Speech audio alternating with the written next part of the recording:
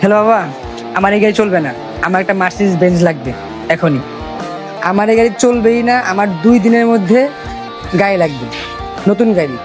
High রে, আজকে যদি একটা গাড়ি থাকতো তাহলে আর বাইক নিয়ে চলাফেরা করা লাগতো না। আজ যদি একটা বাইক থাকতো তাহলে কষ্ট করে সাইকেল চালিয়ে আর কলেজ যেতে হতো না। আজকে যদি সুস্থ থাকতাম তাহলে আমিও সাইকেল চালাতে পারতাম।